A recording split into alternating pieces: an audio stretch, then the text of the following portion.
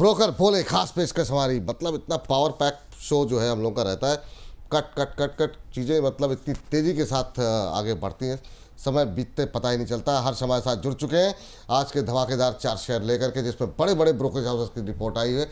और आज का दिन तो अच्छा है हर्ष, बहुत अच्छे अच्छे शेयर पे रिपोर्ट्स आई है। शुरुआत कहाँ से करेंगे? बिल्कुल सर, इतने सारे स्टॉक्स थे अच्छे अच्छे, मुझे लगा कि 2-3 और ऐड कर लूँ, लेकिन ओएनजीसी से हम लोग शुरुआत कर लेते हैं। सबसे पहले पीएसयू कंपनी, जेफरीज की रिपोर्ट, खरीदारी की सलाह और 360 रुपये का लक्ष्य, मौजूदा भाव 100 रुपये से ऊपर के ज़्यादा का इन्होंने टारगेट्स दिया है यहाँ पे।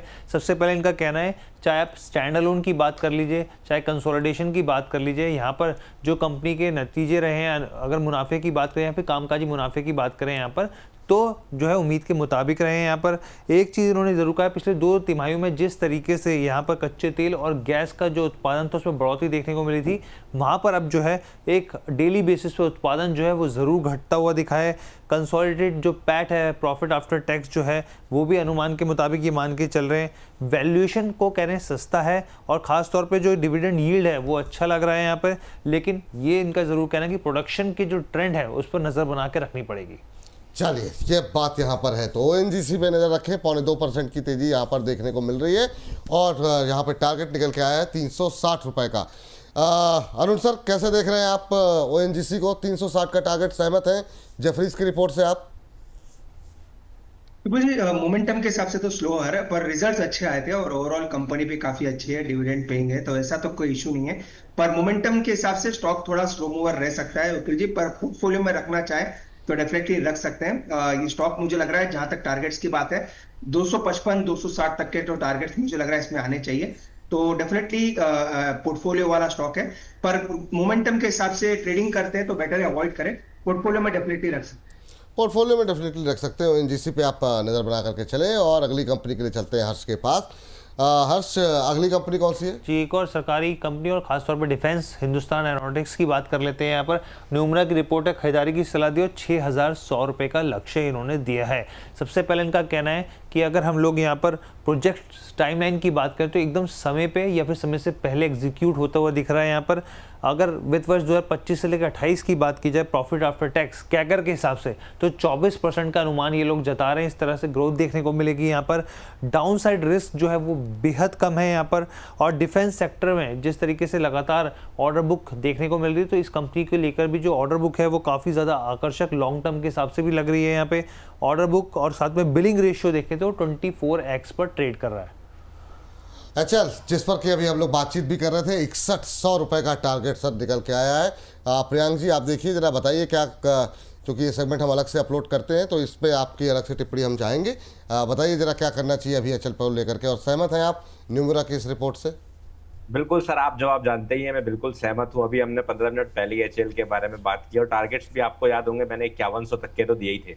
तो मेरे हिसाब से सर 4360 से 4500 के बीच में अच्छी बाइंग जोन है, बाई एंड होल्ड का रिकमेंडेशन है।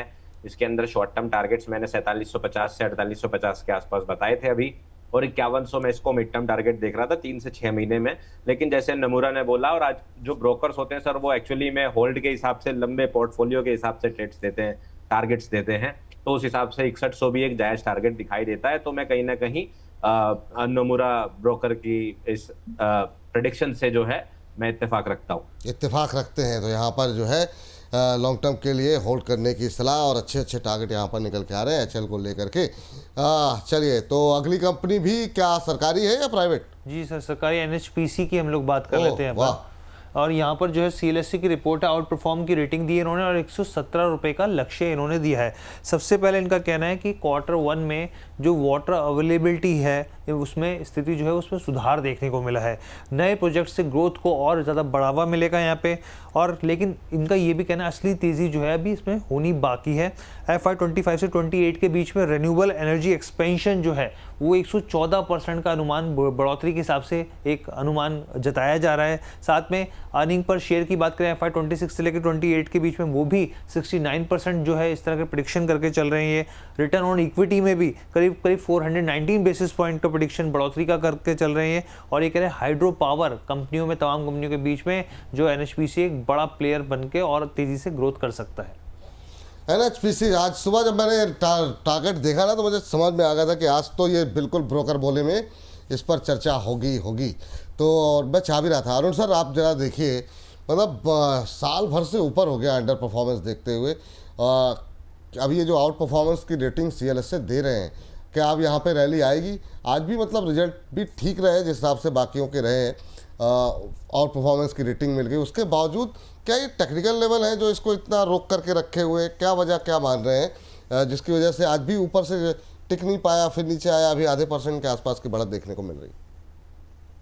विपुल जी, काफी ट्रेडिंग वाला स्टॉक है और काफी लोगों की पोजीशंस इसमें होती है, शॉर्ट टर्म के लिए भी काफी ट्रेडिंग इसमें होती है, तो वो चीज जरूर स्टॉक पे थोड़ा बहुत आप कह सकते हैं क्लचेस बना के रखती है, पर ये रिस्क रिवॉर्ड से काफी अच्छा स्टॉक लग रहा है। 78 के आसपास एक बड़ा सपोर्ट है, तो 6 रुपए का स्टॉप लॉस है, और मुझे लग रहा है 98 से 99 ये इसके जो रिसेंट हाइस थे जो ये पार करता हुआ नजर नहीं आ रहा फिलहाल, तो वहां तक के टारगेट्स मुझे लग रहा है विपुल जी इसमें आने चाहिए। तो ऑलमोस्ट 1:2 के ऊपर के इसके रिस्क रिवॉर्ड्स है, तो अगर कोई लेना चाहता है लंबे अवधि के लिए तो इसकी एक अच्छा प्रेफरेबल बेट हो सकता है। स्लो मूवर है, ज्यादा पोर्टफोलियो को आपको दिक्कत नहीं देगा, और धीरे धीरे मुझे लग रहा है मोमेंटम बनना चाहिए, तो डेफिनेटली पोर्टफोलियो के लिए लेना चाहे तो ले सकते हैं।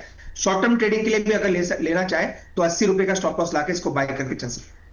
सर ये 100 के ऊपर मतलब आपकी प्रेडिक्शन क्या कहते हैं, कब तक पार होगा? क्योंकि मतलब हम लोग इतनी बार डिस्कशन कर चुके और हर बार ये लगता है अब होगा 100 का, मतलब 91, 92, 93 पे जब के आसपास पहुंचता है तो लगता है अब आ गया ब्रेकआउट, और वहीं से रिवर्सल कर जाता है। क्या लग रहा है सर इस बार कब तक पार होगा? टाइम लगेगा अभी? अक्टूबर 2024 के बाद जितना डेटा अवेलेबल बता रहा है वो ये NHPC 100 के ऊपर गया नहीं है, और जब से लगातार ये स्टॉक 95, 96 या 94 के आसपास अटकता हुआ नजर आ रहा है। पर फिलहाल मुझे लग रहा है चूंकि अब मार्केट करेक्शन में एकदम लोअर लेवल्स के आसपास है और थोड़ा रेजिलेंस दिखा रहा है वापस 80 रुपए के नीचे जाने के लिए, तो मुझे लग रहा है फिलहाल 100 के ऊपर के मेरे टारगेट्स नहीं है। 97, 98 जो हाइस थे उसी के टारगेट्स लेके चल सकते हैं, वो भी काफी अच्छे टारगेट्स है जी। यहाँ से भी अगर आप देखें तो 16-17% तक के टारगेट्स आ रहे हैं, तो मुझे लग रहा है 97, 98 तक के टारगेट्स के लिए बाय करके चल। ठीक, लास्ट काउंटर के लिए चलते हैं हर्ष के पास। हर्ष बताइए आखिरी कंपनी कौन सी होगी? जी नाइका FSN ई कॉमर्स की बात कर लेते हैं हम यहाँ पे। न्यूमरा की रिपोर्ट है, न्यूट्रल की सलाह दी है और 223 रुपए का इन्होंने लक्ष्य दिया है यहाँ पर। सबसे पहले इनका कहना है कि ग्रोथ जो है वो मजबूत देखने को मिली है, लेकिन जो मार्जिन है वो उम्मीद से थोड़ा सा नीचे है यहाँ पर। सालाना जो यूनिक कस्टमर्स हैं उसमें 26% का जंप देखने को मिला है। इसके अलावा औसत ऑर्डर जो वैल्यू है उसमें 4% की बढ़ोतरी जो है इनको पॉजिटिव लग रही है। इसके अलावा प्रीमियम प्रोडक्ट्स में भी ग्रोथ देखने को मिली है। FY26 के लिए जो EBITDA मार्जिन है वो अनुमान जो है इन्होंने वो घटा दिए हैं यहाँ पर, और इसके साथ ही लीज खर्च बढ़ने के चलते भी इन्होंने जो अर्निंग पर शेयर्स है उसमें भी कटौती करी है, लेकिन कह रहे ग्रोथ ठीक ठाक है, लेकिन मार्जिन पर जरूर इम्पैक्ट है। चलिए, तो ये बात है यहाँ पर। नाइका का मुनाफा आप जो है नतीजे हम डिस्कस कर ही चुके हैं, 223 का लक्ष्य दिया गया है। लेकिन प्रियांक जी आपके टारगेट क्या इसके ऊपर के होंगे? जी सर बिल्कुल, मेरे टारगेट इससे ऊपर के हैं। मेरा टारगेट इसमें 250 रुपए का है, जो पहला ही टारगेट है, और उसका एक्सप्लेनेशन जो है वो सिंपल सा है कि अगर हम थोड़ा ध्यान से चार्ट्स को देखें तो जब 336 रुपए के आसपास ये लिस्ट हुआ था, उसके बाद जब पहला ड्रॉप आया वो बड़ा इंपॉर्टेंट होता है। जैसे सर बोलते हैं ना, पहला प्यार इंपॉर्टेंट होता है, पहला सब कुछ इंपॉर्टेंट होता है। चार्ट्स के अंदर मेरे लिए जो पहला मूव आता है उसका जो बाइंग क्लाइमेक्स होता है या सेलिंग क्लाइमेक्स होता है वो बहुत इंपॉर्टेंट होता है। वो 203 रुपए का था, और आप देखेंगे कि उसके बाद 2 साल से प्राइस ने 200 रुपए को तोड़ने की 3-4 बार कोशिश की, हर बार फेल हुआ, एंड फाइनली 1 महीने से प्राइस उसके ऊपर ट्रेड कर रहा है, तो ये एक इंपॉर्टेंट सपोर्ट बन जाता है। इसका मतलब ये एक बढ़िया बाई जोन बन जाता है। तो 203 रुपए से 214 रुपए के बीच में बाइंग जोन जो है वो मेरे हिसाब से बहुत बढ़िया है, और इसके अंदर हम 250 रुपए का टारगेट आने वाले वक्त में कर सकते हैं। ठीक, इस कार्यक्रम को, इस सेगमेंट को समाप्त करने का वक्त आ गया है, सेगमेंट के साथ साथ प्रोग्राम भी। लेकिन सुरेंद्र प्रताप सिंह जी, अरुण जी जानना चाह रहे हैं कि ये वारी रिन्यूएबल के बारे में बहुत देर से पूछ रहे हैं। मैं चाहूँगा कि आप जाने से पहले इस पर उत्तर दे दें। 50 शेयर लेकर के ये 1100 पर होल्ड करके बैठे हुए हैं, कह रहे हैं कि बेच दें, होल्ड करें, एवरेज करें, या फिर जाते जाते स्टॉप लॉस भी बता दीजिए आप। देखिए विपुल जी, एवरेज करने की तो सलाह नहीं है, काफी साइडवेज है और इसका ट्रेंड अभी भी साइडवेज बना हुआ है। जहां तक स्टॉप लॉस की बात है, 930 के आसपास एक सपोर्ट है, शायद ये वारी रिन्यूएबल टेक्नोलॉजीज की बात कर रहे हैं। हाँ, वारी की दीजिए जी। 930 का एक बड़ा सपोर्ट है, 930, 940, तो उसी के आसपास एक स्टॉप लॉस मेंटेन करें। और स्टॉक ऐसा है विपुल जी, कभी भी बड़ा मूव देने के लिए जाना जाता है, तो वो चीज का जरूर ध्यान रखें, और 940 के आसपास एक स्टॉप लॉस जरूर मेंटेन करें।